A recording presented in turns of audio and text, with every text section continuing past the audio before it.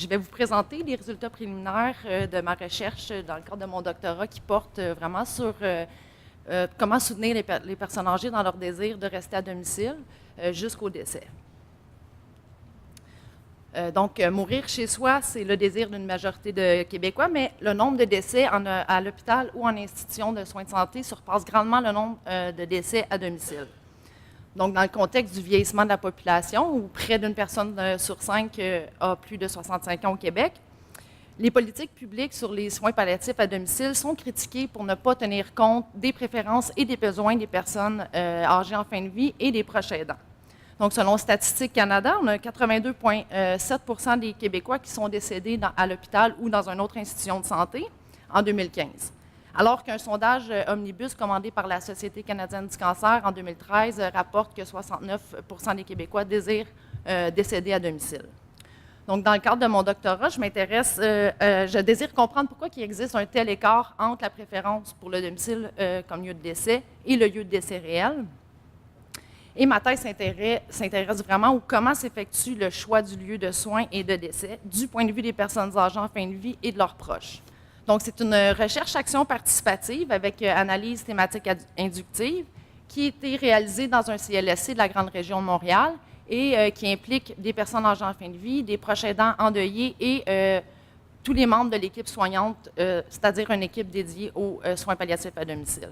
Donc, au total, il y a 49 personnes qui ont été recrutées pour des fins d'observation participantes, pour des groupes de discussion avec l'équipe soignante et aussi pour les entrevues semi-dirigées. Et ça portait sur l'expérience des soins palliatifs à domicile et sur les préférences en termes de lieu de soins, de lieu de décès et de soins, pardon. Aucune question qui portait sur l'aide médicale à mourir, mais il y a près de 2 tiers des participants qui ont abordé le thème de l'AMM, dont les membres de l'équipe soignante. Donc, il y a 2 constats qui émergent des résultats. Donc, le premier, c'est que le critère d'accès à l'AMM et le lieu où elle va être offerte va influencer la trajectoire de la fin de vie en limitant le choix du lieu de décès et des soins palliatifs, et aussi par le refus de certains patients d'être soulagés de leur douleur par peur de ne plus être aptes de consentir jusqu'à la fin. Et le second constat, c'est que l'AMM s'inscrit de plus en plus dans les représentations socioculturelles de la bonne mort. Merci à mon collègue d'avoir expliqué le concept.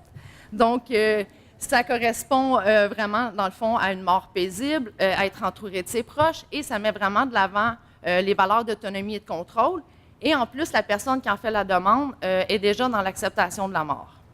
Mais quelques exemples ici qui soutiennent ces analyses. Donc, en ce qui a trait aux critères et à l'accès à l'AMM sur les lieux de soins et de décès, on a Lorraine, qui est une proche aidante endeuillée, qui nous raconte comment le domicile s'est imposé comme choix. Donc, elle raconte qu'on est allé à la maison de soins palliatifs et pour eux, en fin de vie, il fallait le déménager s'ils voulaient une aide médicale à mourir. Donc, ils ont préféré rester à domicile pour cette raison. Et on a Émilien, un extraordinaire monsieur de 91 ans, qui, lui, a fait l'expérience des soins palliatifs en CHSLD et qui a reçu son congé 13 jours plus tard pour revenir seul à la maison, recevoir des soins palliatifs à domicile. Et lui, en parlant de la direction du CHSLD qui avait manifesté son opposition à l'aide médicale à mourir dans son institution, il s'indigne en disant qu'ils n'ont pas le droit d'imposer leurs croyances personnelles, ils n'ont pas le droit de faire ça. Il y a une loi qui existe au Québec, et puis si on fait la demande et qu'on répond aux critères, on devrait pouvoir l'avoir. Et le troisième exemple, c'est pour illustrer comment l'AMM se veut un peu comme la représentation socioculturelle à bonne mort. Donc, on a Gilbert, qui est un proche aidant endeuillé, dont l'épouse a reçu l'aide médicale à mourir et qui a préféré refuser d'augmenter ses doses de narcotiques pour être certaine de pouvoir consentir jusqu'à la fin. Donc, il nous raconte comment elle avait planifié son départ du début à la fin. Donc, il raconte que c'était vraiment une très belle journée, c'était de toute beauté. La femme, elle avait organisé un party tout de suite après avoir reçu l'aide médicale à mourir. Donc, je vais tout de suite passer à la conclusion. L'AMM, ça ne doit pas être considéré comme un échec des soins palliatifs à soulager la personne qui en fait la demande. Et le fait de ne pas l'offrir dans les lieux de soins palliatifs, ça contribue aux inégalités d'accès aux soins de fin de vie. Donc, le développement de communautés compatissantes envers le soin palliatif et le décès permettrait de mieux soutenir les besoins et les préférences des personnes âgées et des proches aidants, incluant l'aide médicale à mourir et son acceptation dans les milieux de soins palliatifs. Je pense que c'est fini. Merci.